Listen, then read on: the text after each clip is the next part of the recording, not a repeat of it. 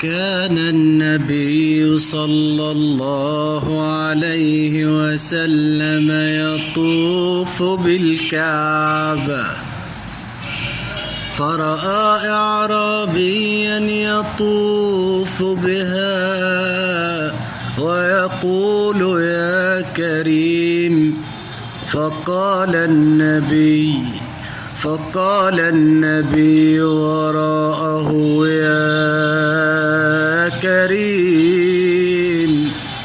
فانتقل الأعرابي إلى الركن الثاني وقال يا كريم فقال النبي وقال الحبيب وراءه يا